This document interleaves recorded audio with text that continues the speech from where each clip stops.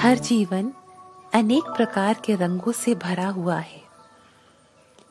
बातचीत वही रंग बांटेगी आप सबके साथ।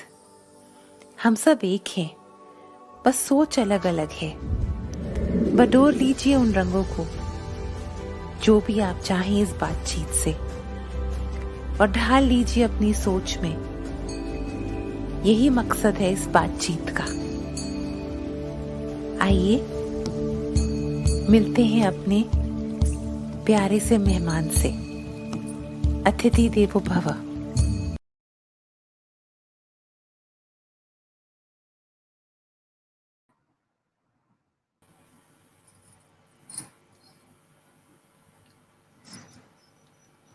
जयधारी माँ मम्मी।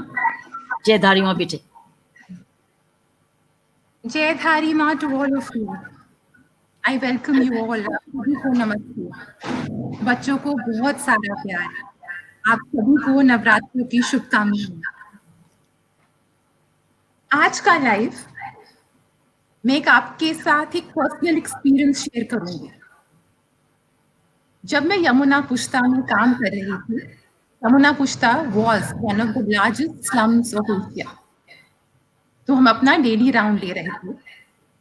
एक परिवार मिला। आर्थिक स्थिति का हाल मत पूछिए। वहां 8 बच्चे थे, सामान सब बिखरा हुआ। बात में से बात निकली। घर की महिला समझी कि मैं क्या पूछने जा रही हूँ, तो मैंने उनको पूछा, 8 बच्चे? उन्होंने कहा, नहीं दीदी, 16 हाथ। मैंने कहा, नहीं, 8 जिंदगियां।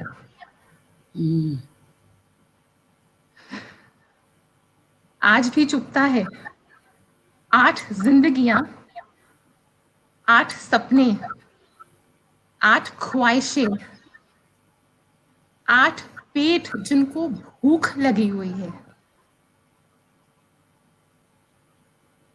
यही सोच बदलनी है। यही सोच बदलनी है। आइए एक वीडियो देखते हैं हमारे आज के अतिथि पर, जिन्होंने अपना पूरा जीवन इन बच्चों के लिए, इन बच्चों की सुरक्षा के लिए, इन बच्चों के भविष्य के लिए समर्पित किया है। He has, उन्होंने जन्म ही इस उद्देश्य के लिए लिया है। ये बात मेरे लिए इतनी मूविंग है जब उसने 16 हाथ बोले कि आज तक रूह कांप उठती है। आइए उन पे एक वीडियो देखते हैं।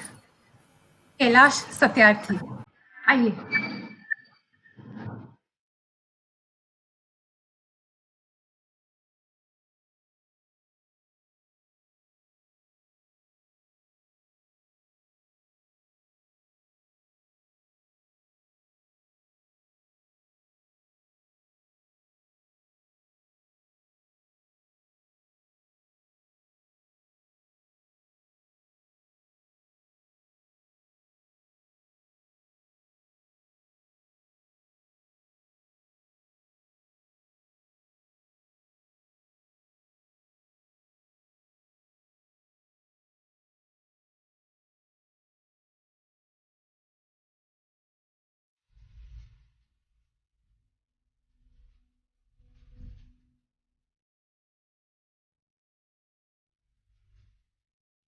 There is no greater violence than to deny the dreams of our children.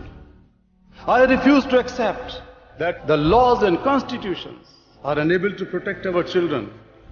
Today is the time for every child to have the right to life. I refuse to accept that the shackles of slavery can ever be more stronger than the quest for freedom. I refuse to accept here.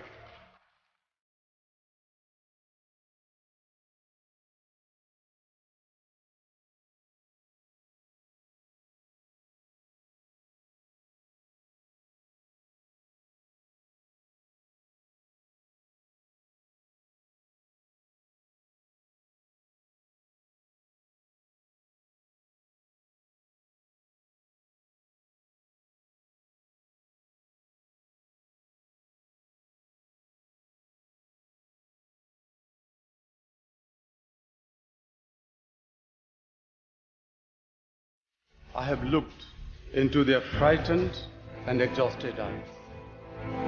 I've held their injured bodies and I have felt their broken spirits. I refuse to accept that children belonging to certain sections of society are born to work for others at the cost of their childhood and freedom and education. If the children are exploited, if the children are deprived from their childhood in any part of the world cannot live in peace. The world cannot be human.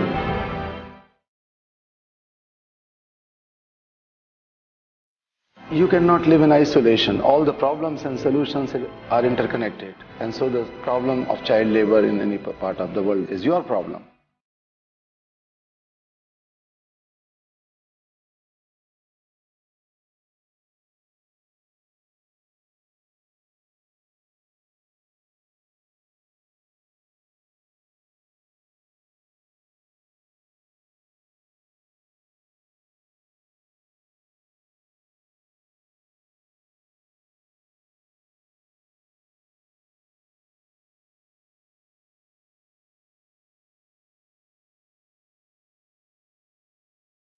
Somebody has to pay the cost for freedom. It does not come on plate. So if not me, then who else will do? Go win a Nobel Prize.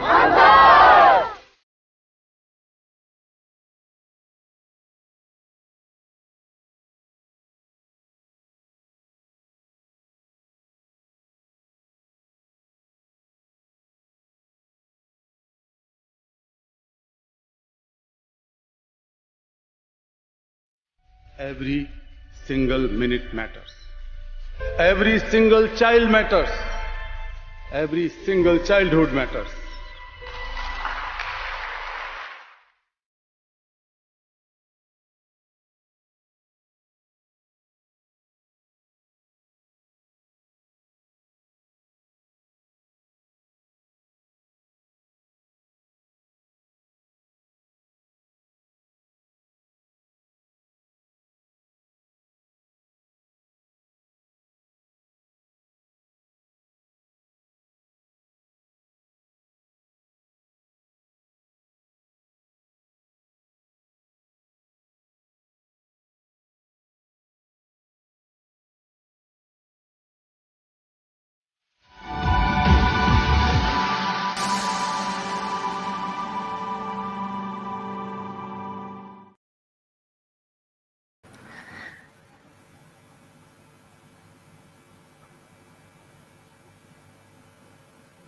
It's going to take me 2 minutes to recover first from what happened and what I saw in Yamuna Pushkar and now this video. The pain is so real. But so is Kailash Ji's संकल्प. आइए कैलाश जी, आइए, welcome. धन्यवाद, बहुत धन्यवाद बहन जी और साइना जी दोनों को. आपका काम बहुत पूजनीय है और बहुत पवित्र है. बहुत धन्यवाद और मुझे बहुत गर्व हो रहा है और मेरा सौभाग्य है कि आज भारत के करोड़ों बेटियों और बेटियों नहीं बल्कि युवाओं की प्रेरणा स्रोत हमारी बहन किरण बेदी जी यहाँ मौजूद हैं और उनकी बेटी के नाते आप जिस तरह की शुरुआत कर चुकी हैं अपने जीवन में संघर्ष के साथ साथ आप युवाओं को जो प्रेरणा देने का काम कर रही हैं वो बहुत प्रशंसनीय है. So we are so proud of you Saina ji. Very very nice to see you and talk to you today. ये मेरी माँ की, हरी माँ की कृपा है, मेरे मम्मी की ब्लेसिंग्स हैं, मेरे अब्बू की ब्लेसिंग्स हैं और आप एल्डर्स जो मुझे इतना प्यार दे रहे हैं और सिर पे हाथ रख रहे हैं. जरूर जरूर. जब मैं इनको बहन कह रहा हूँ और आज से नहीं बल्कि कई दशाब्दियों से, तो आप तो बेटी की तरह हैं, इसलिए हमारा बहुत प्यार और बहुत आशीर्वाद आपके साथ है. जी जी.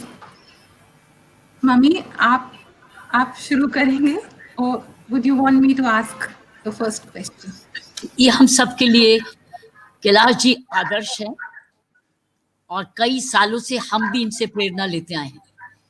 जितने भी फोरम्स में मैंने इनको सुना और देखा, ये बिल्कुल प्रेरणा के स्रोत थे। और हमने ये समुंदर का काम करते थे, हम एक नदी बना के चलते थे। कैलाश जी, जब भी हम मिलते थे, आप समुंदर लेकर चलते थे, हम एक याद है, एक नदी लेके चलते थे। मैं भी, आमोद कंठ भी, याद है आपको? कई फोरम में जब हम मिलते थे, हम उस नदी को समुंदर समझते थे, लेकिन आप तो असली समुंदर है। जिस समुद्र कुछ तरीके नहीं से होता आपने बहन जी, समुद्र कुछ नहीं होता। नदियां जब मिलती हैं तब मिलके उसको लोग समुद्र कहने लगते हैं, और नदियों के बगैर समुद्र का अस्तित्व बेकार है। और आप जिस स्थिति में भी जब भी रही हैं, हम सबके लिए बहुत प्रेरणा और उत्साह देती रही हैं। We all complete each other. हम एक दूसरे के बगैर अधूरे हैं. Thank you for your blessings. Kailash ji, ये जो पहला क्वेश्चन है, ये हमारे बच्चे ने पूछा है। मम्मी ने 2 संस्थाओं को जन्म दिया। एक संस्था को जन्म दिया 40 years ago, एक को almost 26 years ago. We reach out to 10 to 15,000 lives every day in one way or the other. उनमें उन बच्चों में से एक common question, they all are very keen to know about your childhood. और आपके पेरेंट्स ने आपको सपोर्ट करा, आपके बचपन से वो टर्निंग पॉइंट क्या था, आपको कब एहसास हुआ that this is your purpose, this is your path? Thank you so much. मैं मध्य प्रदेश में विदिशा में एक साधारण परिवार में मेरा जन्म हुआ। और मेरे पिताजी मध्य प्रदेश पुलिस में थे, और पुलिस वाले का बेटा होने का मुझे गर्व है, और आपको बेटी होने का गर्व है। तो हम लोगों का वैसे भी एक कोई डीएनए टाइप का रिश्ता है। तो इसलिए जब आपसे बातचीत हो रही है तो सवाल जवाब के रूप में नहीं, बल्कि परिवार में बैठ के बातचीत हो रही है। जी जरूर। तो जब मैं छोटा था, 5-5.5 साल का, और पहली बार अपने स्कूल गया, प्राइमरी स्कूल, ये सरकारी स्कूल था साधारण। तो मैंने अपने स्कूल के बाहर एक मेरी उम्र का बच्चा, 5-6 साल का, बाहर बैठ के जूते पॉलिश करते हुए देखा। He was a cobbler boy and sitting alongside his father. And when we were entering inside the school gate, he was looking at us. वो ऐसी नज़र से देख रहा था जैसे कि हम तो कुछ नए जूता पॉलिश करने देंगे या सुधारने देंगे। हम सब लोग नए जूते पहने हुए थे। तो मैं उसकी आंखों को देखते देखते अंदर गया, शायद उसकी सुनी और सवाल पूछने वाली आंखों को भी अपने अंदर साथ ले गया। और मैंने अपने शिक्षक से पूछा कि मार्ट साहब कहते थे हम कि मार्ट साहब, ये एक बच्चा बाहर क्यों बैठा है, क्योंकि हम तो ये मानते थे कि सब बच्चों को एक न एक दिन स्कूल जाना है। तो उन्होंने कहा कि ये कोई नई बात नहीं है, गरीब के बच्चे हैं, काम करते हैं, मजदूरी करके मदद करते हैं माँ बाप की। तो मैं बहुत छोटा था, कुछ बोला नहीं। घर आके मैंने अपनी माँ से पूछा, बड़े भाइयों से पूछा, लगभग सभी ने ये बात कही। शायद मैं मान भी जाता, लेकिन हर रोज सवेरे मैं उस बच्चे को देखता था, और जब मैं लौटता था स्कूल से तब भी वो खुले आसमान के नीचे बिना छाते के बैठ के कुछ लोगों के जूते साफ करता था। इससे मुझे बहुत एक दुख भी हुआ और एक मन में आवेश भी या क्रोध भी आया, यूँ कह सकते हैं। मैं बड़ा विचलित हुआ, और एक दिन मैंने हिम्मत करके उस बच्चे से और उसके पिता से ये पूछ लिया। तो बच्चा तो बहुत he was shy, he could not answer, but the father replied। अब भारतीय हमारे आज से समझिए कि 50-55 साल पुरानी बात है, 55 साल पुरानी बात। तो वो अपना खड़े होके हाथ जोड़ के बोले कि बाबूजी, मैंने तो कभी सोचा नहीं कि मेरा बेटा स्कूल जाए, क्योंकि मेरे तो दादा परदादा पिताजी मैं सब बचपन से ये काम करते थे, और मेरा बेटा कर रहा है। फिर उन्होंने बहुत ही दयनीय, बहुत ही दर्दनाक आंखों से मुझे देखते हुए उसी आवाज़ में बोला, हाथ जोड़कर, बाबूजी, स्कूल जाने के लिए तो आप लोग होते हैं, हम तो मजदूरी करने के लिए, यही काम करने के लिए पैदा हुए हैं। अब मुझे जात पात का कुछ पता नहीं था, लेकिन फिर भी मुझे लगा कि कुछ ना कुछ गड़बड़ जरूर है क्योंकि हम लोग तो पैदा हुए हैं सपने देखने के लिए, पढ़ने लिखने के लिए, बड़ा बनने के लिए, और कुछ लोग पैदा होते हैं इस तरह के काम के लिए। तो रोज रोज मैं उसको देखता था और रोज रोज मुझे दुनिया को देखने का एक नज़रिया मिला। फिर मैं बाहर भी देखने लगा और मुझे लगा कि बच्चे इस तरह की मजदूरी करते हैं, कहीं चाय की दुकान पे, कहीं सड़क पर भीख मांगते हैं, और मेरा मन में ये जो विचलन है, kind of desperation and anger, ये बढ़ता रहा। लेकिन I believe in anger, but I never believed the anger should be distracted, should be violent, should be revenge.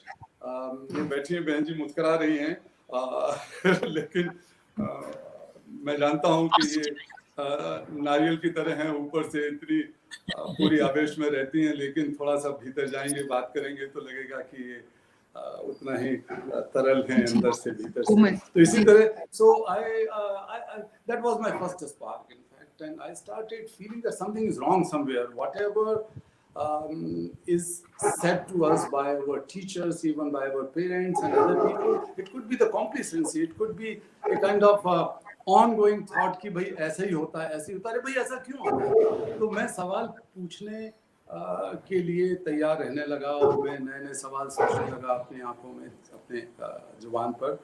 यहाँ से शायद इसकी शुरुआत हुई, और लोग अब पूछते हैं कि भाई ये कैसे हुआ, क्या हुआ, क्या आपके माता पिता ने ये कहा था? माता पिता ने तो नहीं कहा था। So I would call it a kind of first ignition of compassion. मुझे बहुत करुणा में भरोसा है, क्योंकि सभी धर्मों की बुनियाद करुणा पे टिकी है, सारी क्रांतियों की बुनियाद करुणा पे टिकी है। तो शायद मुझे वो पहला करुणा का आभास हुआ, जो मैं उस समय नहीं जानता था, लेकिन धीरे धीरे मैं समझा। तो यहाँ से शुरुआत हुई साइना जी। आपकी लाइफ का पर्पस ही ये है, आपकी life is for these children. 90,000 बच्चे बच चुके हैं, 90,000 बच्चे। लेकिन देखो, 90,000 एक संख्या है जिससे लोगों को पता लगता है, लेकिन मैं एक माँ की तरह सोचता हूँ, मैं एक पिता की तरह, एक भाई की तरह, एक बहन की तरह सोचता हूँ कि अगर मेरा बेटा या मेरी बेटी लौट के मेरे पास आती है तो मुझे क्या महसूस होगा। अगर कोई मुझसे अपनी बेटी या बेटे को एक दिन के लिए अलग कर ले तो मैं ज़मीन आसमान एक कर सकता हूँ, कर सकती हूँ। तो ऐसे हज़ारों बच्चों को जब हमने उनकी माँओं की गोद में पहुँचाया, जो ये भूल चुकी थी, I think they have lost the hope that they can ever hug their child.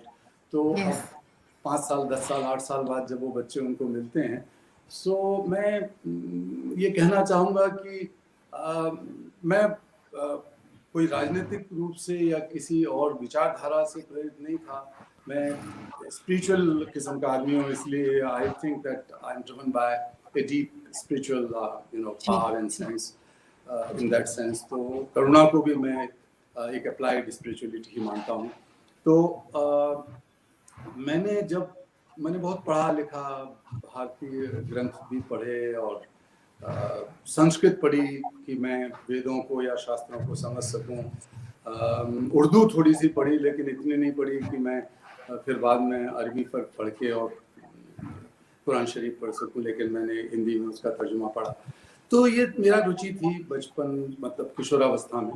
लेकिन जिस दिन मैंने पहली बार कुछ बच्चों को आज़ाद कराने में सफलता पाई, तो मुझे लगा कि मैं खुद ही आज़ाद हो गया हूँ भीतर से। मुक्ति, मोक्ष, लिबरेशन, इमेंसिपेशन वगैरह वगैरह हमने पढ़ा था। हम बहुत घर में धार्मिक होने के साथ साथ राष्ट्रवादी उस तरह के थे कि भाई सुभाष चंद्र बोस और चंद्रशेखर आज़ाद और महात्मा गांधी, ये सब हमारे घर की परवरिश का हिस्सा था। तो हमने आज़ादी के बाद में पैदा हुआ हूँ, लेकिन फिर भी आज़ादी के दीवानों के बारे में पढ़ा था मैंने। लेकिन जब हमने खुद बच्चों को जब आज़ाद कराना शुरू किया, तो ये लगा कि आज़ादी की क्या कीमत है, आज़ादी क्या चीज़ है, क्या अनुभूति है, क्या फीलिंग है। और पहली बार एक बहुत desperate father came to me and he knocked on my door and he just wanted that I should publish. That time I was publishing a Hindi journal, संघर्ष जारी रहेगा। So his expectation was that I'm going to write something about his story. The story was so pathetic.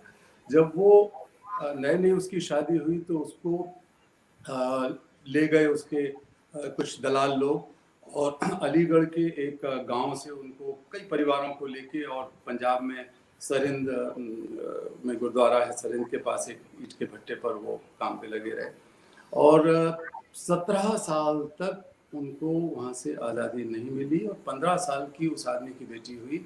उस आदमी का नाम था vassal Khan. Vassal Khan की बेटी साबो को वो दलाल लोग वो जो मालिक लोग थे वो वेश्यालय को बेचने वाले थे और उसकी कीमत लगाई जा रही थी। किसी तरह वो नहीं हो पाया सौदा, तो वो आदमी भाग के किसी तरह हमारे पास आया। ये बात 1981 के मार्च के महीने की है और जब मैं उसकी कहानी लिख रहा था तो मैंने सोचा कि अगर ये मेरी बेटी या मेरी बहन होती तो मैं क्या करता। 26 साल का था मैं, लेकिन मेरे मन में आया कि मैं इसको कुछ भी हालत होगा मैं छुड़ाऊंगा। तो मैंने कहा वासल देखो, हम तुमको छुड़ाएं, तुम्हारी बेटी को और तुम्हारे परिवार को छुड़ाएंगे, लिखने से काम नहीं चलेगा। हो सकता है कि उस वक्त अगर बहन जी दिल्ली की पुलिस कमिश्नर होती तो मैं हिम्मत करके सोचता कि सीधा पुलिस कमिश्नर के पास जा सकते हैं, लेकिन वहाँ या पंजाब की होती डायरेक्टर जनरल पुलिस की। तो खैर कुल मिला के हुआ कि हम गए वहाँ, हमारी पिटाई हुई, हमको भगा दिया, वासल खान को पकड़ा गया, हम लौट के आए और हमने हाई कोर्ट का दरवाज़ा खटखटाया कुछ मित्रों की मदद से, कुछ वकील मित्रों की मदद से, और उस दिन वो 2-3 हफ्ते के अंदर ही वो सब बच्चे बड़े सब छूट गए। 36 लोग थे उसमें से और सबसे प्यारी हमारी ये जो साबो थी 15 साल की बहन, उछल उछल के सड़क पे कूद रही थी। हाईकोर्ट से जब हम मंडी हाउस के पास हमारा एक कमरे का ऑफिस था, वहाँ ला रहे थे तो वो इंडिया गेट के पास गाड़ियाँ हॉन्क करे जा रही हैं और बच्चे उछल रहे कूद रहे, और मैं आज़ादी को महसूस कर रहा हूँ कि ये देश की आज़ादी है मेरे लिए। और जब वो गले से बार बार चिपट के अपने बाप से चिपटती थी और उसकी आंखों में आंसू आते थे और बाप भी रोने लगता था, खुशी के आंसू, वासल खान, और सब बच्चों और माओ की हालत ये थी। तो मुझे लगता है कि I was able to feel God inside me, I was able to feel liberty inside me. I could feel that when the tears rolling down on the cheeks of those mothers, it was the glimpse of God. ईश्वर को आप कहाँ कैसे देखेंगे? कई तरीके हो सकते हैं देखने के लिए, लेकिन मेरे लिए वही तरीका सबसे अच्छा लगा जो आपने कहा कि वही जिंदगी का मकसद हुआ। तो I am thankful to Vasal Khan who came for some help and he has given me the path, and so was my beautiful sister साबो। जी कैलाश जी, मैं मम्मी को भी ये बात बताती हूँ और आपको तो बात आप ही की जो टीम के मेंबर हैं राकेश जी, उनसे बात हो रही थी। एक इंसिडेंट सामने आया जी। एक बच्ची भीख मांग रही थी, छोटी बच्ची, तो भीख नहीं मिली। शीशा नीचे करा किसी ने और बोला जाओ यहाँ से, खैर जो भी रवैया होता है। तो उस बच्ची ने पलट के बोला अच्छा भीख मत दो, खरीद लो। उस बच्ची ने बोला भीख मत दो, खरीद लो। First time there is my voice is कांप रही है because this pain is so real. आप ऐसे बच्चों के लिए रेस्क्यू ऑपरेशन करते हैं, प्लीज टेल अस ये रेस्क्यू ऑपरेशन क्या है, इनकी अहमियत क्या है, ये कैसे होते हैं, प्लीज टेल अस। देखिए हमारे संविधान में बहुत अच्छी और महान बातें हैं और कानून बनने में जो बॉन्डेड लेबर का लॉ था उसमें कई साल लगे। 1950 में हमारे संविधान में आज़ादी की बात थी, लेकिन 1976 में जाके बॉन्डेड लेबर एबोल्यूशन एक्ट बना और 1986 में जाके चाइल्ड लेबर का कानून बना। नहीं तो अंग्रेज़ों के ज़माने के कुछ इधर उधर के प्रोविजंस थे, लेकिन इंडिया का अपना लॉ चाइल्ड लेबर के खिलाफ 1986 में बना। तो थोड़ा कमज़ोर लॉ था वो, लेकिन अब इस सरकार के दौरान उसमें परिवर्तन करके उसको बहुत सख्त और मजबूत बनाया गया है। तो कानूनी तौर पर तो इस तरह की कोई भी चीज़ अपराध है, लेकिन सामाजिक चेतना के अभाव में, कई बार स्थानीय स्तर पर भ्रष्टाचार के कारण, लोगों में जानकारी ना होने के कारण, और सबसे बड़ी बात है कि लोग ये मानते हैं कि बच्चे हैं तो इनको आसानी से गुलाम बनाया जा सकता है, कई घंटे काम किया जा सकता है, ये घर भागने की नहीं कोशिश करेंगे, इनको फैक्ट्री के अंदर, खदान या ईंट भट्टे के अंदर रखा जा सकता है, और कई बार उनके साथ यौन शोषण भी आसानी से हो जाता है, वो कोर्ट कचहरी नहीं जा सकते, या कोई यूनियन नहीं बना सकते, वगैरह वगैरह। तो लोग, ये सब कारण हैं उसके।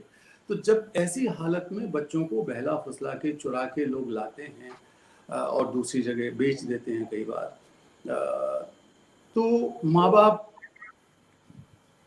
या तो धोखे में आ जाते हैं। जब बहला फुसला के लाते हैं तो साल 6 महीने में माँ बाप सोचते हैं कि बच्चा आएगा आएगा, नहीं आता तो वो फिर हमारे पास या औरों के पास जाते हैं। और तो 1981 में ये पहला वाकया था वासल खान और सावो का, जो डॉक्यूमेंटेड है, न केवल भारत में बल्कि दुनिया में। सिविल एफर्ट के जरिए, सरकारी कानून के जरिए तो कई चीज़ें होती रहती थी पहले। भारत में तो वो भी उतनी आसान नहीं थी, होती भी नहीं थी। 86 में 1976 में कानून बना, तो 77 तक वो कई बॉन्डेड लेबर छुड़ाए गए थे इंदिरा जी के समय में, और इसके बाद फिर वो बात आई गई होकर रह गई थी। लेकिन फिर हम लोगों ने, कुछ मित्रों ने मिलकर चाइल्ड स्लेवरी या चाइल्ड बॉन्डेड लेबर पर जोर रखा। तो जब माँ बाप कई बार हमारे पास शिकायत भेजते थे या हमें औरों से पता लगता था, तो फिर हम तैयारी करके वहाँ पर रेस्क्यू करने जाते रहे हैं। मैं तो नहीं जा पाता हूँ क्योंकि लोग मुझे पहचान जाते हैं, तो फिर वो कोई सेल्फी लेने लगता है कि पुलिस वाले ही कह देते हैं कैलाश जी आप कहाँ चक्कर में पड़े, हम कर देते हैं, तो वो कर देते हैं। तो लेकिन पहले तो बहुत मुश्किल था 80, 81, 85 में, तो बहुत ही टफ काम था। एक घटना में सुनाता हूँ इसको समझने के लिए कि 2004 में हमारे पास नेपाल की कुछ माएँ आईं जिनकी बच्चियों को एक सर्कस में इंडिया में गुलाम बना के रखा गया था, और बहुत बुरी हालत उनकी थी, क्योंकि उनमें से कोई भाग के गया था, तो उसने बताया कि बच्चों के साथ बलात्कार होते हैं, उनको बहुत बुरी हालत में नरक में जी रही हैं वो लड़कियाँ। तो माँ बाप धक्के खाती रही थी 2-3 साल से, लेकिन उनको कहीं पता नहीं लगा था, क्योंकि वो सर्कस वाले अपना नाम बदल लेते थे या किसी और को बेच देते थे उन लड़कियों को। कलाकार बहुत महंगी बिकती थी। तो हम को पता लगा कि वो जो सर्कस मालिक है वहाँ का बहुत माफिया टाइप का आदमी है, और वहाँ की तत्कालीन सरकार के साथ भी उसकी बड़ी मिली भगत थी। तो बहुत मुश्किल था। तो मैंने खुद फैसला किया कि मैं और मेरा बेटा भुवन वकील है, बहुत बड़ा एक्टिविस्ट है, सारी चीज़ों में काम करता है सरकार के साथ भी। तो हम लोग सब चले गए अपने कार्यकर्ताओं के साथ। तो पहले से उन लड़कियों को गायब कर दिया गया, और मालिक और एसडीएम और लोकल जो थानेदार था वो हमको बेवकूफ़ बना के अंदर तक ले गए कि चलो हम दिखा देते हैं। तो जितने प्यार से, मोहब्बत से हमें वो ले गए। अब मुझे हज़ारों बच्चों को छुड़ाने का और संघर्ष झेलने का अनुभव था। तो मैंने अपने सब साथियों से कहा कि यहाँ हमला होगा, क्योंकि जिस तरीके से ये कर रहे हैं व्यवहार, वो बहुत धूर्तता भरा है, चालाकी भरा है। तो जब हम गए वहाँ, तो थोड़ा बहुत पुलिस वाले की जीन्स होने के कारण भी ऐसा रहा होगा कि हम समझ जाते हैं इन चीज़ों को।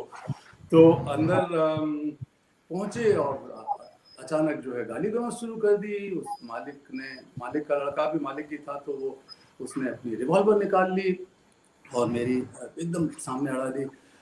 संयोग से एक कैमरामैन जो एक आज तक टेलीविज़न चैनल का है, तो वो भी हमारे साथ था। तो कैमरा चला जा रहा था वो, और वो लाइव करने वाला था। तो वो थानेदार ने बजाय मुझे बचाने के, वो तो मिली भगत थी सबकी, एसडीएम भी उसमें शामिल था, तो उसको इशारा किया, रुक रुक रुक, कैमरा चल रहा है, रुको रुको भाईजान, रुको भाईजान। तो वो भाईजान थोड़ा सा पीछे हटे और कैमरामैन पे लपक के उसको तोड़ने लगे। इतने में हमें कुछ क्षणों का मौका मिल गया, हम इधर उधर बिखर गए। और लेकिन तब भी उसने गुस्से में कहा कि भाग रहे हैं, इनको मारो। तो हम सबको बुरी तरह पीटा, और सड़क तक हम आ गए। तो मैं और भुवन और एक हमारा साथी कार्यकर्ता गोविंद नेपाली, वो तीनों घायल होकर नीचे गिर गए, और हम खून में पड़े रहे, उठते भी नहीं मन रहा था। मेरे सिर में बहुत चोटें थी, पैर में चोटें थी, मेरे बेटे की रीढ़ की हड्डी में चोटें थी, खून सब तक पड़ा हुआ था। तो किसी ने फिर राहगीरों ने आके हमको हॉस्पिटल पहुंचाया। ये बड़ी खतरनाक घटना है, छोटी मोटी घटनाएं होती हैं, कई बार हमले भी हुए हैं, हमारे 2 साथी शहीद हुए हैं, शहीद धूमदास और शहीद आदर्श किशोर। तो ये चलता रहा, लेकिन आज़ादी की कीमत मैं हमेशा कहता हूँ कि किसी न किसी को तो चुकानी पड़ेगी। हमारी मानसिक आज़ादी, हमारी आर्थिक आज़ादी, हमारी राजनीतिक आज़ादी पूरी दुनिया में जहाँ जहाँ मिली है वहाँ कीमतें लोगों ने चुकाई हैं। तो हम तो बहुत ही साधारण लोग हैं, अगर हमें इसकी कीमत चुकानी पड़े तो ठीक है। लेकिन हमारी पत्नी इस मामले में बहुत, सुमेधा जी, उनका ये रहा कि जब मैं और मेरा बेटा वहाँ पर आईसीयू में भर्ती थे, पिट-पिटा के जो लोग हमें अस्पताल में छोड़ाए थे लखनऊ में, तो उन्हें पता लगा यहाँ आश्रम में हमारा वो पुनर्वास का केंद्र देखते हैं, तो सुमेधा जी दूसरे दिन पहुँची और डर के वो कह सकती थी कि या बेटा या पति में से एक ही आदमी ये काम कर सकता है, दोनों को हम शहीद कैसे होने देंगे ऐसी चीज़ों के लिए। लेकिन उन्होंने हम दोनों को बहुत हिम्मत बनाई और कहा कि बहुत बधाई तुम लोगों को। और मुझे जब होश आया तो मैंने भुवन को कहा कि बेटे तुम, उसी ने कहा कि लगता है पिताजी आपको बहुत दर्द हो रहा है या ठीक ठाक हैं। मैंने कहा मुस्करा रहा हूँ, मैं तो ठीक ही हूँ, और जब तक हम जिंदा हैं तो हमारा तो कुछ बिगड़ा नहीं है, जिंदा हैं तो दोबारा से ये करेंगे। और हम लोगों ने वो जारी रखा। तो रेस्क्यू ऑपरेशंस का सबसे बड़ा फायदा था कि इसकी जो गूंज है, इसकी जो आवाज़ है वो फैलती है। कानून का इस्तेमाल करके हमने हमेशा किया, हमेशा हम कोशिश करते रहे कि जो बॉन्डेड लेबर लॉ है, चाइल्ड लेबर लॉ है, और अब जुवेनाइल जस्टिस वाले कानून हैं, बहुत सारे कानून हैं, उनका पूरा का पूरा, अब पॉक्सो भी कई मामलों में हम इस्तेमाल करते हैं जहाँ पर बच्चियों के साथ यौन शोषण भी हुआ होता है, बाल मजदूरी करने वाली बच्चियों के साथ, या रेप के कानून भी। तो कानूनों का इस्तेमाल जरूरी है।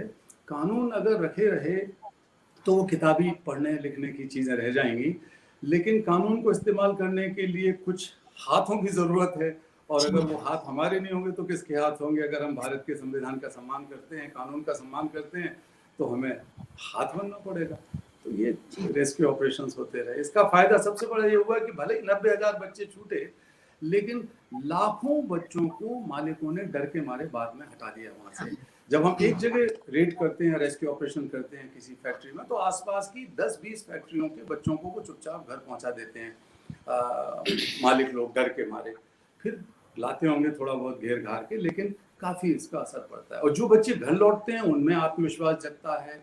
आज़ादी के लिए जो हमारी आत्मा है भारत की, स्वतंत्रता, उसके प्रति सम्मान का भाव जागृत होता है, और व्यवस्था में, संस्था में भरोसा पैदा होता है। जो इंस्टीट्यूशंस हैं भारत के, उनमें भरोसा पैदा होता है। जी, मैं मम्मी पे भी आऊंगी। मैं आपसे एक अपने दिल की एक बात करती हूँ। जुल्म देखकर गुस्सा आना चाहिए, जुल्म देखकर। और आई एम रियलाइजिंग कि जिनको सही मायने में जुल्म देखकर गुस्सा आता है, they become more compassionate, they become more giving, but that needs dedication, devotion and hard work. Mummy ने, जब मम्मी तिहाड़ जेल उनको वो पोस्टिंग मिली, सबने सोचा कि ये पोस्टिंग दे दो, चलो दे दो दे दो। वो बना आश्रम, और इंडिया विजन फाउंडेशन का जन्म हुआ जब मम्मी को वो बहुत प्यारे कर्तव्य के लिए माँ की कृपा से वो मैग्सेसे अवार्ड मिला। अब उन्होंने उस अवार्ड को क्या किया, इंडिया विजन फाउंडेशन का जन्म उस अवार्ड से हुआ। 6 साल की उम्र तक बच्चा अंदर अपनी माँ के साथ रह सकता है, उसके बाद नहीं। वो बच्चा कहाँ जाएगा कुछ नहीं पता। तब मम्मी ने वो काम शुरू करा, एंड मैं आपके टीम मेंबर्स के साथ बात कर रही थी, there is lots to do, there's a lot of work to do. हमें आप बताएं, because आप और Kailash ji, you are a voice for the voiceless. Our children are voiceless.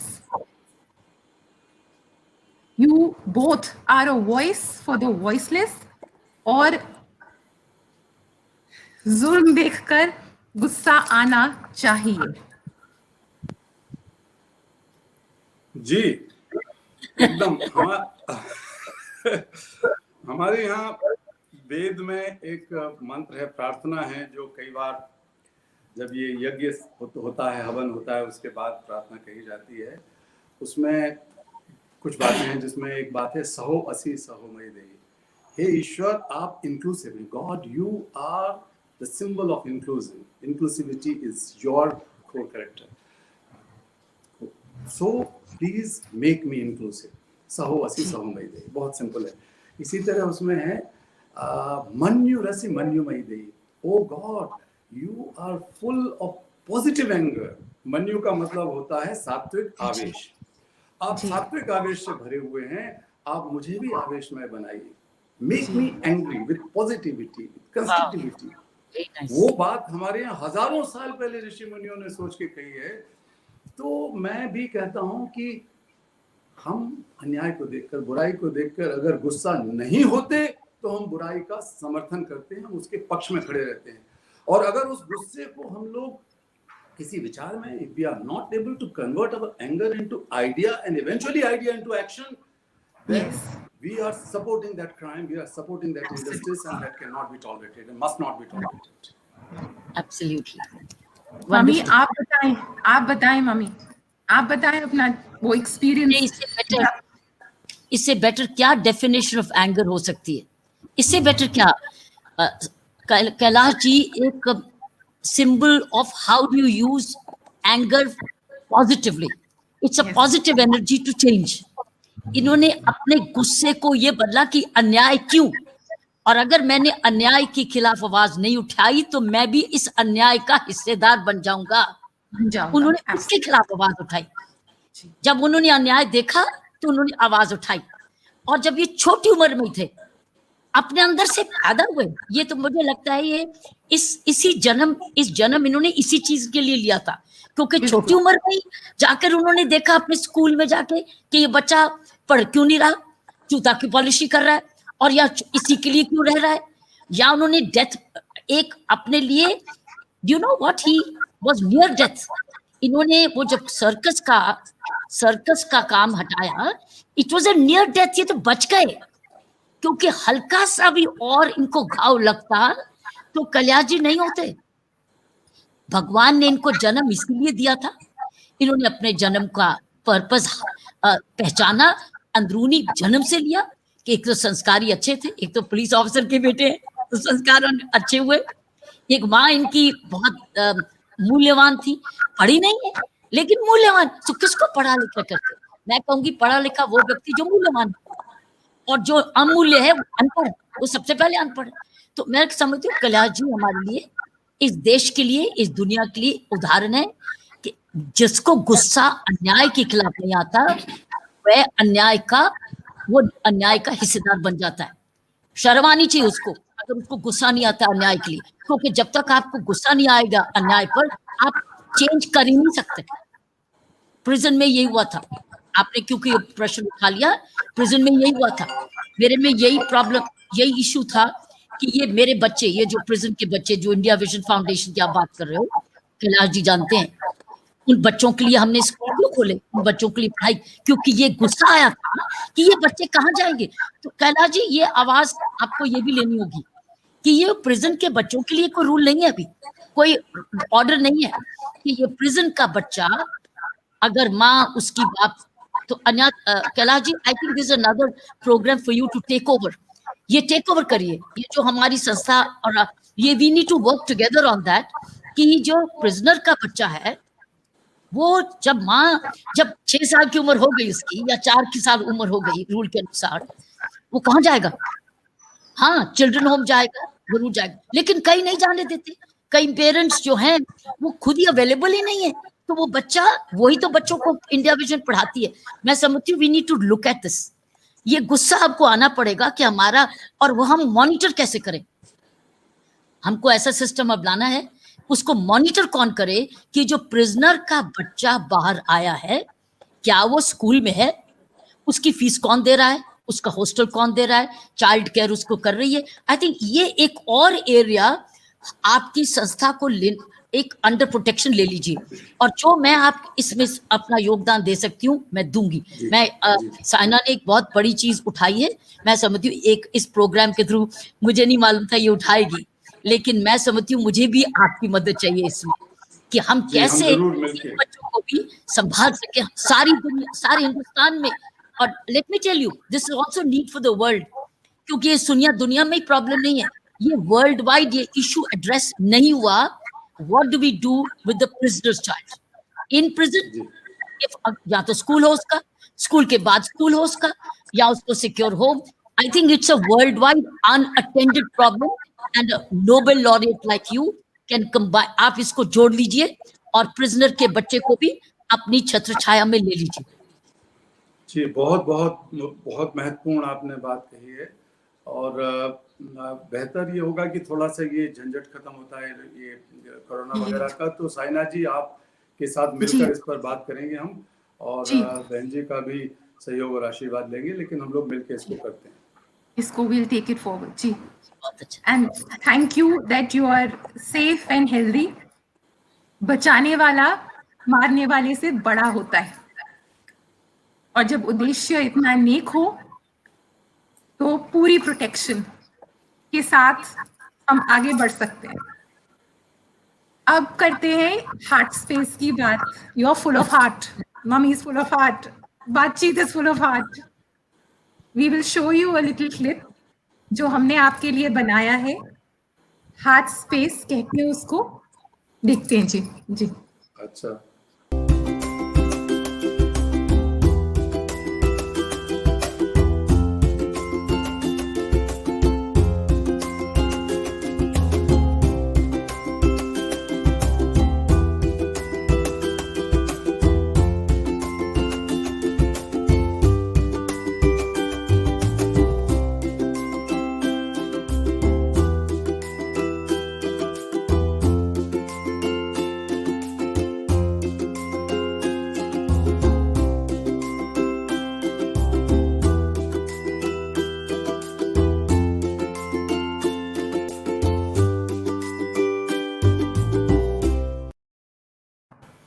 full of love everywhere.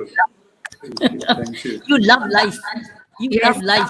Yes, yes. Kailash ji, this बहुत is अच्छा तरीका है, आपने वो हार्ट। बना के और ये सब बातें उसमें जोड़ी हैं। मैं यहाँ पर आपको एक बात कहूंगी, आपकी टीम बहुत अच्छी है, आपकी टीम बहुत ब्लेस्ड है। वो आपकी टीम का पता चलता है कि मैं एक स्पष्ट रूप से कह रही हूँ, what happens behind your back is your team, and आपकी टीम बहुत caring है, so it's been wonderful, it's wonderful, yes, जी। लेकिन ये है बिल्कुल सही बात कि मेरी वजह से टीम नहीं है, टीम की वजह से मैं हूँ, और यहाँ तक जो भी मैं आपसे बात कर पा रहा हूँ बिल्कुल किसी औपचारिकता की, तो it's not because of courtesy और humility, it's the reality. The people sacrifice their life, और इसके बाद भी वो लाइन लगी रही, लोग डर के भागे नहीं, माफिया लोग, मालिक लोग हमले करते रहे, हमारे घर में, हमारे दफ्तर को जलाया, हमारे कार्यकर्ताओं के साथ ये हुआ, लेकिन वो वही टीम है जिसकी वजह से मैं हूँ, उस किस्म की टीम है। अब आपके लिए एक सरप्राइज है, आपका रियल हार्ट हमें ज्वाइन कर रहे हैं। तो मेरा रियल हार्ट तो सुमेधा जी के पास है, ज्वाइन कैसे करेगा? अरे वाह, आप लोग आप सुमेधा जी से मेरी अभी बात हो रही थी, मैं उनसे कह रहा था कि मेरे साथ आके ज्वाइन करो और देखो बढ़िया बातचीत होती है, लेकिन वो मुझे बताई नहीं, मतलब ये जो 80s की महिलाएं है ना बहन जी, जब ये सब युवा थी, तो ये आपके आदर्शों से इतनी ज्यादा प्रभावित थी कि आपकी बात मानती, पति की बात नहीं मानती। ऐसी मेरे ख्याल से लाखों महिलाएं होंगी। माँ की कृपा से I see the love in your eyes. You're like a youngster who's so happy to see his.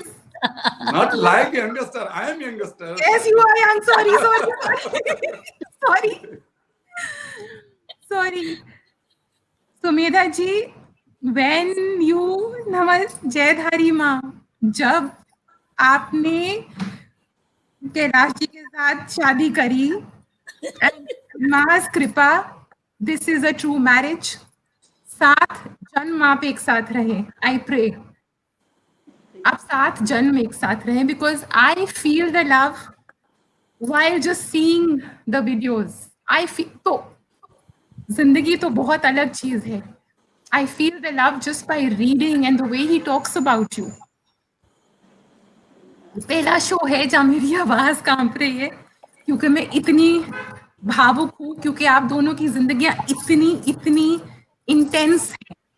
जब आपने शादी करी कैलाश जी से, आपको पता था कि this is not going to be a routine life. You embraced it all completely. और दुख सुख आंधी तूफान, you are there. You are his pillar of strength in every aspect. True. आप बोलें कुछ उनके लिए? क्यों कुछ भी. क्यों क्यों क्यों क्यों तूफान को आपने एम्ब्रेस किया, बताओ. ये तो पता नहीं, ईश्वर ही चाहता था जी. हमारे माध्यम से बच्चों का कुछ भला हो जाएगा, क्योंकि ये भी बच्चों से प्यार करते थे, मैं भी बच्चों से बहुत प्यार करती थी बचपन से ही. तो लगता है ईश्वर ने चाहा, क्योंकि कहाँ विदिशा कहाँ देवी, बड़ा मुश्किल था मिलना भी. तो पर ऐसी परिस्थितियां बनती चली गई कि हम मिले, एक बार मिले. यही महीना था अक्टूबर का, 2 अक्टूबर के दिन पहली बार हमारे घर आए थे ये. अच्छा. हमारी मैगजीन निकलती थी, ज्ञान प्रकाशन, तो उसमें ये लिखते थे. पहले छोटे थे पर हमें लगता था कि कोई बहुत बुजुर्ग मती लेखनी है ये. तो ये जब आए, उन्होंने अपना नाम बताया, तो हमें तो विश्वास ही नहीं हुआ कि ये वही कैलाश सत्यार्थी है. तो बस वहीं से शुरुआत हो गई. पहली बार सब लोग कैलाश सत्यार्थी बन चुके थे. पहले तो कैलाश शर्मा जी थे सुमेधा जी, तो ये तो सत्यार्थी बन चुके थे. हाँ जी, पर वो कॉलेज में नाम हो चुका था शर्मा, पर वैसे कैलाश सत्यार्थी के नाम से ही लिखते थे लेख वगैरह. See how he surrendered his name. He surrendered his Sharma and created his own Satyarthi name. Yes. ये For थोड़ा his सा आपके सामने शर्मा रही है. असली बात ये है कि ये उस मैगजीन की एडिटर थी और मैं लिखता था उसमें. तो हाँ. मुझे हर एक लेखक को होता है कि एक ना एक दिन एडिटर से मुलाकात हो जाए, और एडिटर इतनी खूबसूरत हो तो बात ही क्या है फिर. तो वो इनके छपते रहते थे उनकी मैगजीन में फोटो वगैरह. तो मैं तो उसी नजरिए से एक मिला इनसे, दिल्ली आया तो मैंने सोचा एडिटर से मिला जाए. लेकिन जब मैंने अपना बताया तो ये इन्होंने भगा दिया दुत्कार से कि क्यों मजाक करते हो यार, ये लड़के आते रहते हैं ऐसे ही. और मैं उस वक्त कितना साल का था, 22-23 साल का था. और ये सोच रही थी कि 50-60 साल का आदमी होगा, 70 साल का होगा, जो इस तरह की कुछ गंभीर लेख लिखता है समाज के, देश के, दुनिया के बारे में. तो बात आई गई होकर रह गई. लेकिन मैं भी जरा जिद्दी आदमी हूँ, मैंने सोचा देखा जाए क्या होता है. तो इनका भी नेचर कुछ इसी तरह का है. ये बड़ी कठोर ऊपर से हैं लेकिन भीतर से कोमल हैं. तो मैंने कहा मैं पिताजी से मिल के जाऊँगा आपके, क्योंकि वो उसके पब्लिशर हैं. तो पिताजी से किसी तरह मुलाकात हुई, ये तो चली गई. तो पिताजी को भी शक था कि ये लड़का सही है या यूँ ही बेवकूफ़ बना रहा है. तो उस समय ये नटवर लाल वगैरह बहुत चल रहे थे ना भारत में. तो बातचीत हुई तो उनको लगा कि ये तो ठीक लग रहा है, ये वही है. तो उन्होंने बातों बातों में पूछा कि तुम कहाँ ठहरे हो, तो नौजवान दिल्ली आए हो. तो मैं ठहरने वाला तो एक दोस्त के यहाँ था, लेकिन मैंने कहा कि ऐसा है अंकल जी की अभी तो कुछ ठिकाना नहीं है. तो मैं जरा सा ये देख रहा था कि अगर उनके दिल में कुछ प्यार जागा है तो शायद वो कह दें कि चलो हमारे साथ ही ठहर जाओ, दिल्ली आए हो तो। उन्होंने ये कह दिया, उनकी गाड़ी में बैठ के हम चले गए। वहां पहुंचे तो सुमेधा जी देखी तो इनका पारा और आग बबूला हो गया कि मुझे बेवकूफ बना रहा था ये लड़का, मेरे पिताजी को बेवकूफ बना रहा है। लेकिन जब बैठे थोड़ा बहुत बातचीत हुई तो फिर जान पहचान बढ़ी और पता लगा कि ये शादीशुदा नहीं है। पता लगा कि इनके पीछे कई लड़के दीवाने हैं लेकिन ये किसी के साथ एंगेज नहीं है। तो सब मिला के जब पता लग गया तो बात आगे बढ़ती चली गई और शादी हो गई। वो भी काफी बड़ी संघर्ष गाथा है जो मेरी ऑटोबायोग्राफी में लिख चुका हूँ, वो आएगी बहुत जल्दी तो उसमें पता लगेगा। लेकिन इस तरह शुरुआत हुई। बहुत बहुत कृपा, बहुत कृपा। और आपका जो एक बहुत प्यारी सी बात है, आप दोनों एक और रूप, रेस्क्यू ऑपरेशंस में तो वो हमेशा आपके साथ, उन्होंने एक बहुत बड़ी भूमिका निभाई है। आश्रम की बागडोर उनके हाथों में है। आपका जो किचन है 24 घंटे खुला है और आपको खाना बनाने का बहुत शौक है और सबको खिलाने का बहुत शौक है। रात के 12 बजे भी कोई आए तो उसको गरम गरम खाना आप इतने प्यार से उनको परोसते हैं। आप मुझे अपने कुकिंग के बारे में बताएं। मुझसे ज्यादा अच्छी कुकिंग तो यही करते हैं। अरे वाह। नहीं ये ज्यादा मतलब क्वांटिटी में तो ठीक है कि ये यही करती हैं। सवाल क्वालिटी का है। आपने ऐसी दुखती रग पकड़ ली है कि मामला बिगड़ जाएगा। देखिए जनता के बीच में या लाखों लोग सुन रहे हैं, देख रहे हैं, और अगर मैं कह दूं कि मैं इनसे बढ़िया खाना बनाता हूं, कम से कम कुछ चीजें तो बनाते ही होऊंगा, लेकिन ये फैसला मैं नहीं करूंगा, मेरे बच्चे करते हैं। अब बच्चे भी थोड़े बड़े हो गए तो थोड़े सयाने स्मार्ट हो गए तो वो कहते हैं कि दोनों कहाँ कर देते हैं।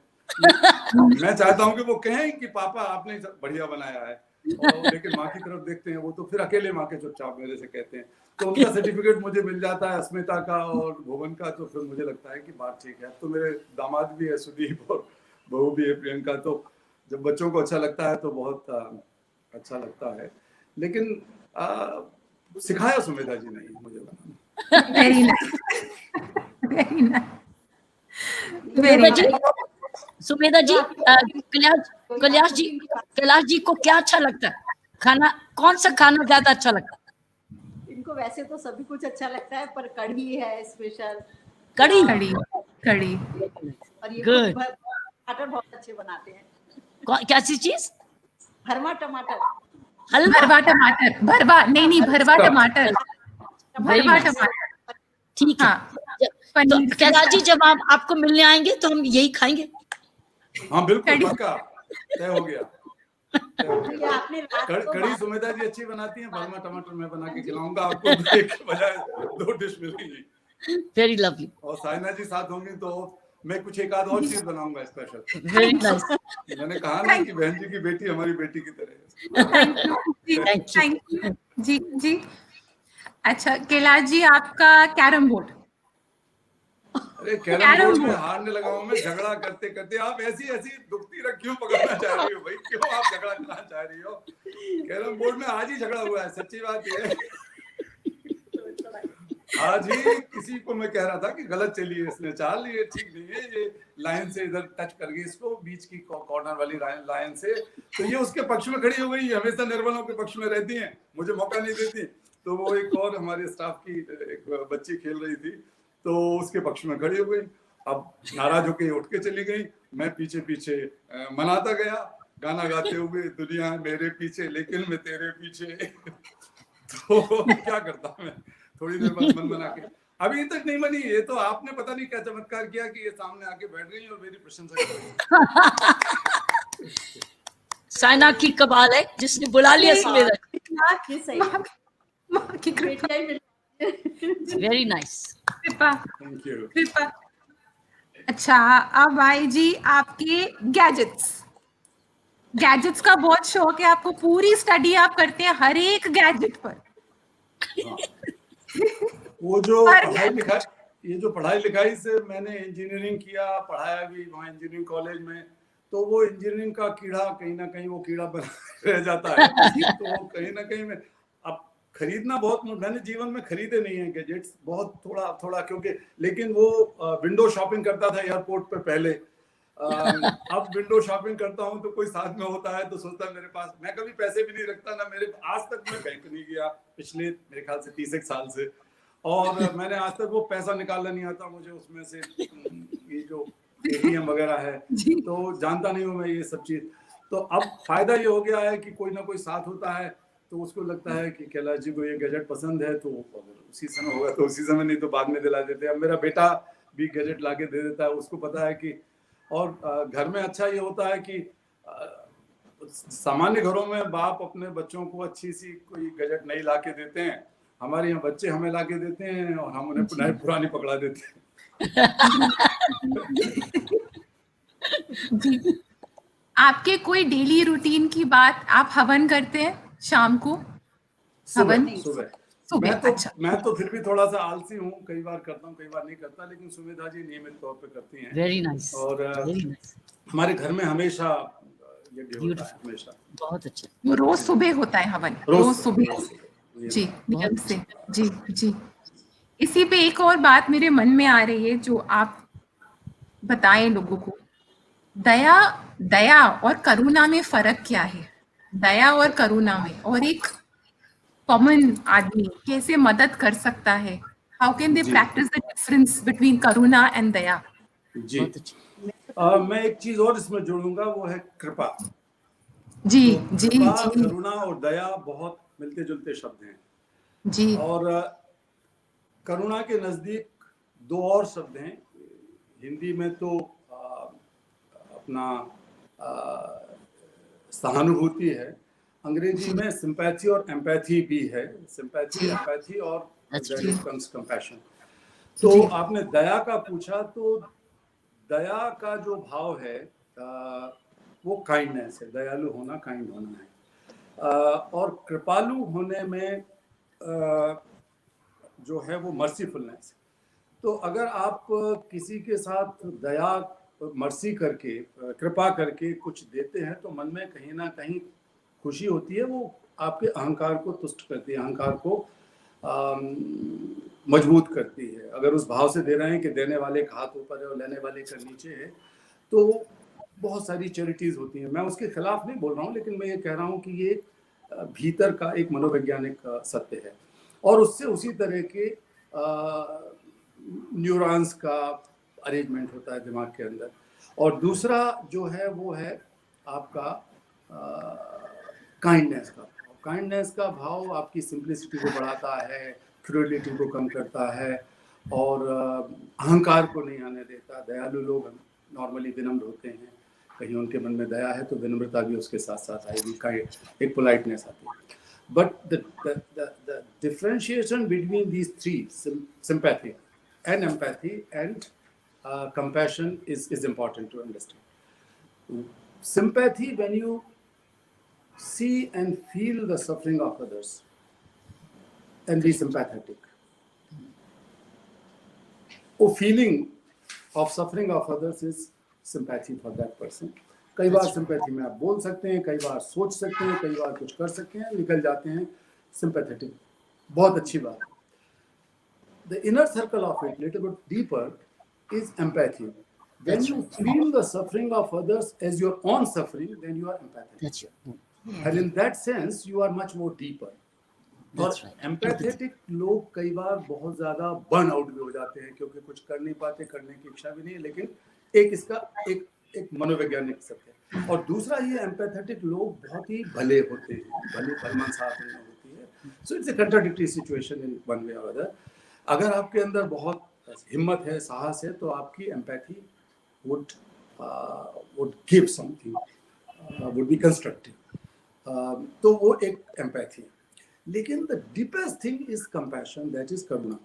Compassion is the feeling for suffering of others as your own suffering, with a desperation and drive to act to end that suffering. So empathy के साथ जब ये एक्शन करने का भाव जुड़ता है कि नहीं, मैं इस सफरिंग को खत्म करूंगा क्योंकि ये मेरी सफरिंग है, और इसके लिए कोशिश किए बगैर भी, जैसे मेरे पैर में चींटी काट जाए आपसे बात करते करते, तो मेरा दिमाग, हाथ, पांव, मेरी उंगली वहां जाके उस चींटी पे पड़ेगी। डिलिबरेटली कुछ नहीं किया मैंने, लेकिन वो हुआ मेरे से क्योंकि it's my suffering. So when you start feeling the suffering of others as your own suffering with a desire to end that suffering, that is compassion. वो That's करुणा है wonderful. जब आप किसी का दुख दर्द दूर करते हैं और उसके लिए प्रयास करते हैं। तो कंपैशन में साहस है, क्योंकि आप साहस के बगैर इसे कैसे करेंगे। इनिशिएटिव है, लीडरशिप है, इनोवेशन है, क्रिएटिविटी है, धैर्य है, रेजिलियंस है। तो ये करुणा के साथ जुड़े हुए सारे भाव। तभी मैंने शुरू में कहा कि all religions were born out of compassion. मैं रिलीजन और धर्म को अलग अलग करके देख रहा हूँ। धर्म की परिभाषा अलग है हमारे शास्त्रों में, जो कि रिलीजन नहीं है, लेकिन रिलीजन या पंथ जिसे कहते हैं हम लोग, तो सब पंथ, अगर गुरु नानक देव जी इतने कंपैशनेट ना होते कि राम की चिड़ैया, राम का खेत, और चिड़ैया चुन लो खेत, चुग लो खेत, तो क्या चीज है चिड़ैया के लिए? उनके अंदर वो कंपैशन है कि भूखी चिड़िया रहेगी और मैं खाना खा लूं, ये कैसे हो सकता है? आओ खाओ मेरे बाप का खेत, चल लो, ये कंपैशन है। इसी तरह हजरत मोहम्मद साहब का, ईसा मसीह का, महावीर स्वामी का, महात्मा बुद्ध का, दूसरे के दुख को देखकर परेशान हो जाते हैं, बीमारी को देखकर, मौत को देखकर, बुढ़ापे को देखकर, तो बुद्ध बन जाते हैं वो, लेकिन वो परेशानी दूर करने की कोशिश। So that is compassion. Similarly मैं कहता हूँ, ये बड़ा लोगों को अजीब लगेगा कि जो दुनिया के सबसे बड़े क्रांतिकारी माने जाते हैं, उनकी विचारधारा या उनके तरीके से मैं सहमत नहीं हूँ। मैं अहिंसा में और शांति प्रियता में भरोसा रखता हूँ, लेकिन लेनिन भी कहीं ना कहीं दुखी हुए, दूसरे का दुख दर्द देखकर उन्होंने अपने तरीके से उसका समाधान खोजा। या माओ त्से तुंग दुखी हुए, फिडेल कास्ट्रो, चे गुएवारा, दूसरों का शोषण, अन्याय, दुख दर्द देखकर वो एक ऐसे रास्ते पर चले गए जिस रास्ते का हम समर्थन नहीं करते, क्योंकि वो रास्ता फिर प्रतिहिंसा में, हिंसा फिर प्रतिहिंसा में जाती है, इसलिए शायद वो ऐसा रास्ता नहीं है जिससे समाधान निकल सके। लेकिन जो रास्ता करुणा का, समाज में चेतना जगाना, परिवर्तन करना, सबको एक समझकर चलना, और एक समझने में केवल आप इसको ही नहीं समझते हैं कि आप दूसरे प्राणियों को या मनुष्यों को मनुष्यों के दुख दर्द को अपना समझें, बल्कि आप पहाड़ के, समुद्र के, नदी के, पौधे के, पेड़ के, चिड़िया के, शेर के, सांप के, सबके दुख दर्द को उसी तरह महसूस करें जैसे मेरा अपना ये दर्द है। तो आप एनवायरनमेंट बचा पाएंगे। हमारे यहाँ हजारों सालों से हम धरती को माता कहते हैं, भाई इससे ज्यादा क्या हो सकता है। हम प्रकृति को माँ कहते हैं, पूरे के पूरे एनवायरनमेंट को हम अपनी मदरली एक, क्योंकि मदर का जो रिश्ता है बच्चे के साथ, वो पहला रिश्ता, जब माँ, आप जब पैदा हुई, बहन जी की गोद में जब आई, तो कुछ दिमाग से सोच के उन्होंने आपको प्यार नहीं किया, दिमाग से सोच के गले नहीं लगाया, उनकी खुशी दिमाग से सोच के नहीं हुई। सारे के सारे अब न्यूरोलॉजिकल और बायोलॉजिकल एक्सपेरिमेंट हुए। मनोवैज्ञानिक बात नहीं कर रहा हूँ मैं, एकदम साइंटिफिक बात कर रहा हूँ, इस पर इतना गहराई से नहीं जा रहे हैं अभी, लेकिन it's a biological feeling of compassion for mother and child both. तो हम प्रकृति के साथ कहते हैं, अगर प्रकृति का कहीं शोषण हो रहा है, तो मेरी माँ के साथ मेरा रिश्ता जो कंपैशन का है, डिवाइन रिलेशनशिप है, ये हमारे यहाँ हैं सब चीजें भरी पड़ी। लेकिन अब ये सारी उपदेश की बातें हो गई, अच्छी लगती हैं, उपदेश देते हैं लोग, उपदेश सुनते हैं लोग, लेकिन जिंदगी में जीने से हम लोग पूरी दुनिया को बढ़िया, एक बेहतर दुनिया बना सकते हैं। अब सस्टेनेबिलिटी की बात चल रही है, सब लोग सस्टेनेबल डेवलपमेंट गोल, उससे पहले मिलेनियम डेवलपमेंट गोल, ये सब अच्छी बात है, लेकिन जब तक कंपैशन का रिश्ता, एक करुणा का रिश्ता हम कायम नहीं करेंगे अपने साथ में, हमारे अंदर भी तो बहुत सारी बीमारियां हैं। हमारे अंदर अगर घृणा है, द्वेष है, वैमनस्य है, हिंसा का भाव है, तो वो समझो कि हमारे अंदर की का दर्द है, वो बीमारी हमारे अंदर की। हमारे अंदर की बीमारी को हम उसी तरह महसूस करें जैसे हम अपने अंदर की बीमारी को महसूस करें। लिटिल डीपर फिलोसॉफिकल बात, लेकिन फिर भी हमको, जैसे हम दूसरों के दुख दर्द को समझें, अपने उस दुख दर्द को समझें।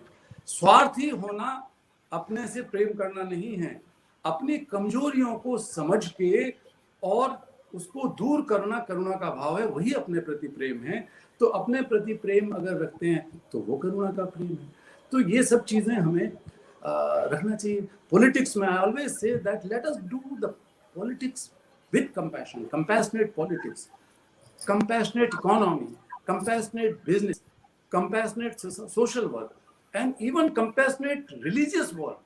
धर्म संस्थाएं, धार्मिक पुरुष भी अगर करुणा के भाव से प्रेरित नहीं है तो मैं उन्हें धार्मिक नहीं मानता।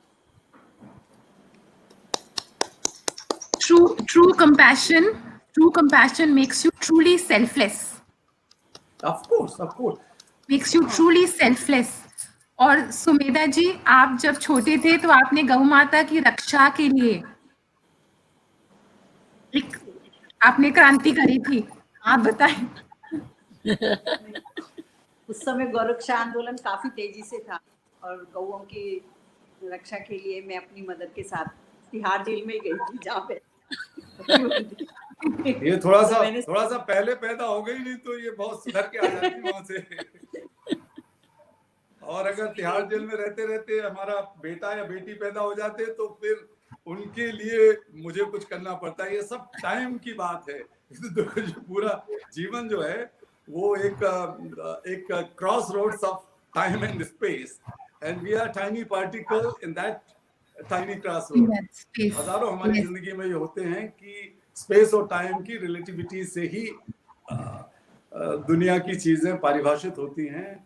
और वो बात पहली बात भले मैंने मजाक में कही हो, लेकिन ये बात सीरियस है कि हम सब उसी तरह के हैं कि किस तरह टाइम और स्पेस को ध्यान में रखते हुए तभी हमारे यहाँ यूनिवर्सलिटी की बात, अनंतता की बात सोची गई है हमारे दार्शनिकों ने भारत में। Rare family, you are speaking to very rare family. Yes, हमारा समय पूरा हो रहा है, तो जस्ट टू कंक्लूड, दिल नहीं कर रहा है जाने का, this so much to share. आपने बहुत प्यार से अपने बच्चों को परवरिश दी है, उनका पालन पोषण करा है, उनको सक्षम बनाया है to take on the world. I think that is the greatest gift a parent can give next generation child, is कि वो खुद सक्षम हो to take on whatever life brings. और जी, मुझे पता नहीं है इसका श्रेय सुमेधा जी को ही जाता है, क्योंकि मैं सच बात कह रहा हूँ कि बच्चे जब बड़े होते गए तो मेरे जहन में वो गहराई और बढ़ती गई कि दुनिया के जो भी ज़रूरतमंद बच्चे हैं, मैं उनका माँ हूँ, पिता हूँ, जैसा मैंने शुरू में कहा, मैं उनका भाई हूँ, मैं जो कर सकता हूँ करूँगा। और बहुत वक्त उसमें लगता था और कोई अब जान पहचान नहीं थी लोगों से, लोगों में भी चेतना नहीं थी, बहुत मुश्किलों के दौर थे। तो बच्चों की परवरिश में तो इन्हीं का सबसे बड़ा योगदान है। लेकिन संभव है कि बच्चे मेरी ज़िंदगी को देखकर सीखे हों, हम दोनों की ज़िंदगी को देखकर भी सीखे हों। हमारे घर में हम बच्चों को, जब दूसरे बच्चों को आज़ाद करा के लाते थे तो हमारा एक कमरे का घर था, उसी में हम खाना भी बना रहे हैं, खिला रहे हैं, और दूसरे बच्चे भी सो रहे हैं, हमारे बच्चे भी उनके साथ सो रहे हैं। बेटे ने ये दिन देखे, फिर बेटी ने भी। आश्रम जब हमारा बन गया तो हमारे बच्चे, खासकर हमारी बेटी बहुत छोटी थी, वहाँ जाकर उन बच्चों को पढ़ाने लगी। अस्मिता खुद जितना सीखी उतना उसने अपने हमारे और भाई बहनों को सिखाया। छोटा बड़ा सीखा तो उसने वहाँ छोटा बड़ा सिखा दिया, ABCD सीखी तो वो सिखाई। तो वो अच्छा लगा हमें देखते देखते। बल्कि जिस आश्रम में से बैठकर हम अभी बात कर रहे हैं, बाल आश्रम में, कि अस्मिता जब एक कार्यक्रम में भाग लेने के लिए कनाडा में बुलाई गई, 10 साल की थी वो, तो वो लोग इतने प्रभावित हुए इसकी बात सुनकर कि उन्होंने कुछ गिफ्ट के रूप में चेक दिया और कहा कि तुम्हारी पूरी पढ़ाई का खर्चा कनाडा में हम वहन करेंगे। तो उसे तो पता नहीं था, पैसे देने का हिसाब नहीं था 10 साल की उम्र में। तो उसने कहा कि इस पैसे से बजाय इसके कि मेरी पढ़ाई तो मेरे माँ बाप जैसे भी ये करा देंगे, लेकिन हमारे आश्रम में, बहुत छोटा आश्रम था पहले दिल्ली में, तो वहाँ कम बच्चे रह पाते हैं, तो अगर ये पैसे से मैं आश्रम खोल लूँ आप कहो तो तो वो तो खूब हैरान हो गए। उन्होंने वहीं उसने मंच पे ये कहा, हमसे बगैर सलाह मशवरा किए कहा, और नतीजा ये हुआ कि वहीं उन्होंने घोषणा कर दी कि बेटा इतने से पैसे से नहीं होगा, तुम्हारे पिताजी माताजी से कहो कि इसका पूरा एक प्रोजेक्ट बना के दें। तो एक प्रोजेक्ट बना, आश्रम बना, उसकी बिल्डिंग की शुरुआती खर्चा और 5 साल तक उसे चलाने का खर्चा उन्हीं लोगों ने दिया, कैनेडियन लोगों ने। तो ये परवरिश का नतीजा है। बेटा हमारा कितने सारे हमले उसके ऊपर हुए हैं, और बचपन में भी उसने ये सब देखा सहा। और एक बार तो एक एक्सपोर्ट कंपनी है, उसने आके हमारे घर में एक हमला करने की कोशिश की। एक हरियाणा के एक छोटे से किसी थाने से वो लेके आ गए एक अरेस्ट वारंट, और आके एनकाउंटर करने की सोची, जिसको नेशनल ह्यूमन राइट कमीशन ने पूरा इन्वेस्टिगेशन किया और कहा कि एनकाउंटर की योजना थी। एनएचआरसी ने दिल्ली पुलिस को कहा कि फिर मुझे प्रोटेक्शन दिया जाए उन दिनों 95 में। तो ये हुआ। तो उसको, हमारे बेटे को वो लोग रिवॉल्वर बार बार दिखा के कह रहे थे कि मारेंगे। हमारे घर में इतने सारे फ़ोन कॉल्स आते थे। हमारे बच्चे उन फ़ोन कॉल्स को रिसीव करके ही बड़े हुए, जिसमें उनको या हमको मारने की धमकियाँ मिलती थी। तो इससे वो उनकी हिम्मत बढ़ी। मुझे लगता है कि ये जो कठिनाइयाँ हैं, मुश्किलें हैं, वो उनको ताकतवर बनाती हैं भीतर से। और सबका स्नेह मिला, परमात्मा की कृपा रही, तो धीरे धीरे करके ये संभव हो पाया। ये पूरी की पूरी कृपा है, और मैं माँ से प्रार्थना करती हूँ ये कृपा आपके परिवार पे बनी रहे, आपके बच्चों पे बनी रहे। That is what a mother and a father truly want, कि वो कृपा उनके बच्चों पे बनी रहे। अब जी, आप आपके प्रार्थना लिए करिए कि दुनिया के सारे 3 अरब बच्चों पर कृपा बनी रहे, यस और यस परमात्मा की उन सब पर नहीं कृपा रहे। नहीं और खासकर ये जो अभी कोविड-19 की वजह से, पेंडेमिक की वजह से बहुत बुरा असर होने वाला है दुनिया के सबसे मार्जिनलाइज्ड बच्चों के ऊपर, उस पर मैं बहुत चिंतित हूँ। अभी 1 अरब बच्चे स्कूल में नहीं हैं, तो अभी बीमारी के और महामारी की वजह से, लेकिन उनमें से लगभग आधे बच्चों के लिए, दुनिया की बात कर रहा हूँ मैं, ऑनलाइन पढ़ने की सुविधा नहीं है। करीब करीब 38 करोड़ बच्चे ऐसे हैं जिनको मिड डे मील या इस तरह की जो सुविधाएं मिलती हैं दुनिया के कई देशों में, वो नहीं मिल पा रही हैं। तो उससे उनके हाल हाल खराब होने वाले हैं। तो हम सबको प्रयास भी करने पड़ेंगे और परमात्मा से प्रार्थना भी करनी पड़ेगी कि जब भी हम इस अंधेरे में से निकलेंगे तो हम लोग सब साथ साथ इस अंधेरे को पार करके निकलेंगे। चंद लोग अगर इस अंधेरे में से निकल गए और बाकी लोग पीछे छूट गए तो दुनिया बहुत ख़राब हो जाएगी, पहले से भी ज़्यादा ख़राब हो जाएगी। और मैं कहता हूँ कि बच्चों की नज़र से अगर हम दुनिया को देखेंगे तो बहुत बहुत खूबसूरत दुनिया है। हमारे अंदर जो बच्चा है कहीं ना कहीं वही हमें सही राह दिखाता है, क्योंकि बच्चे का मतलब बचपन नहीं है, सरलता, सहजता, transparency, forgiveness, the quest for learning new things. This is childhood, and that childhood should be restored, should be That's preserved true. inside each one of us. That's true. कहते हैं a child goes missing every 6 minutes. हाँ, अब ये तो है, भारत में हालत है। इतना बड़ा ये लेकिन- संघर्ष है, जी, इतना बड़ा। सुमिता जी, आप कुछ कह रहे थे? हाँ, मैं ये कहना चाहूंगी, नवरात्रि का त्योहार चल रहे हैं और 9 जी। दिन हम हर दिन एक लक्ष्मी की, दुर्गा की और सरस्वती की और सबकी पूजा करेंगे, 9 के 9 देवियों की। तो अगर सच्ची पूजा वो तभी होगी अगर हमारे भारत के लोग कम से कम ये समझें कि हर बेटी की इज्जत उनकी अपनी इज्जत है और वो उनको भगवान का रूप मान के उनकी सुरक्षा की जिम्मेवारी स्वयं लेंगे। तो मैं बहुत अच्छा। समझूंगी कि नवरात्रि का त्योहार भी मनाना सार्थक होगा। जो आप माँ की कृपा कह रहे हैं, माँ की कृपा तो तभी होगी जब हमारी हर बेटी को सुरक्षा मिलेगी, हर माँ को बहुत सुरक्षा मिलेगी, महिला को बहुत सुरक्षा मिलेगी। जो हम बहुत रोज अच्छा। एक ऐसे दर्दनाक हादसे रोज सुनने में आ रहे हैं, भगवान ना करे कभी भी किसी बेटी के ऊपर नहीं। ऐसा अत्याचार।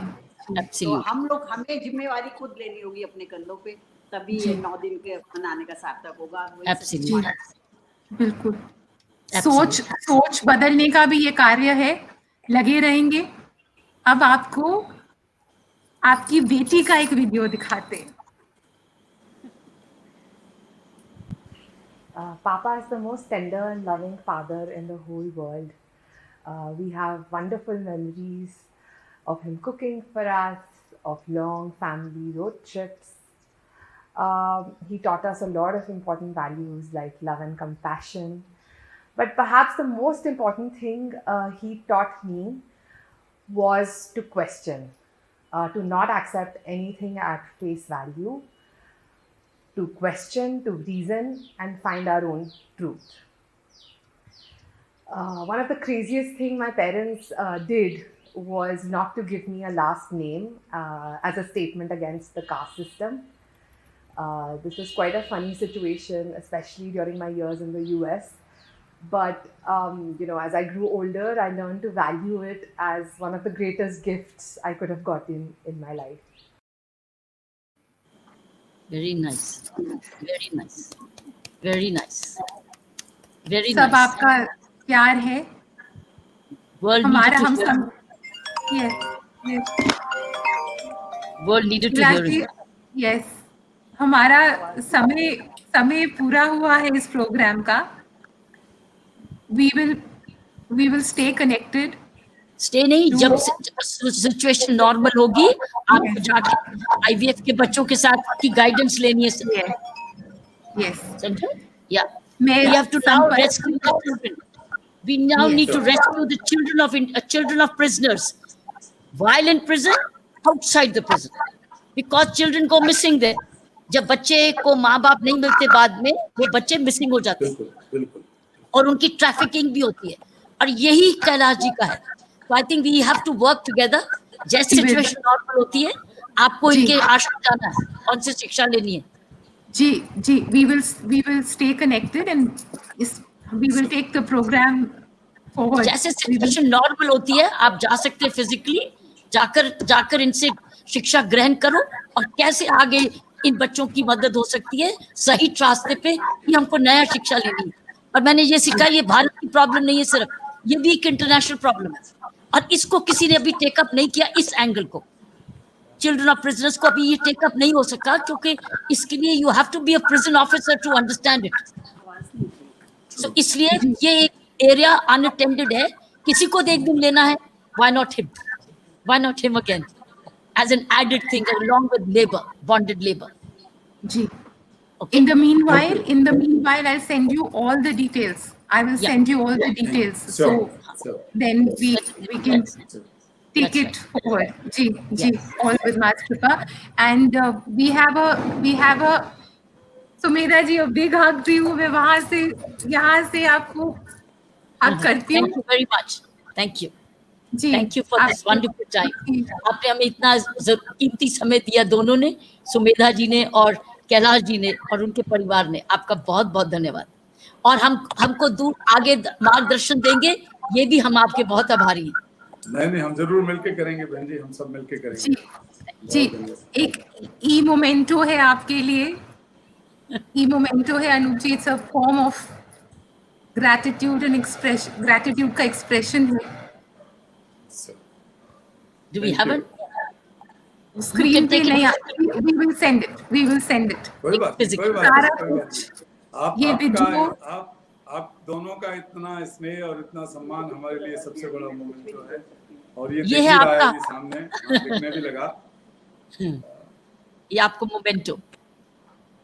जी, बहुत thank you for your presence. बहुत बहुत धन्यवाद.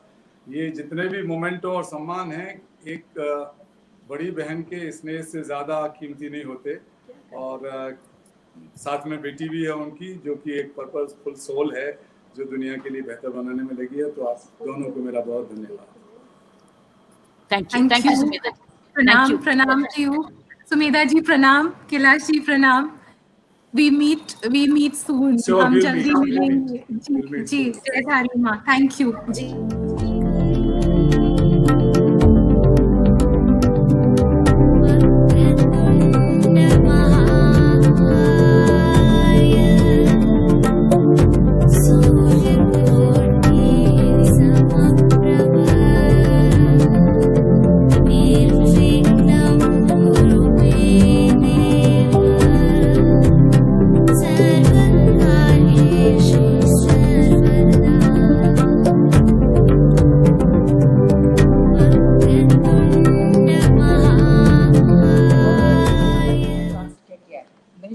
I'm so happy you become self-sufficient. Congratulations, team. Mummy हम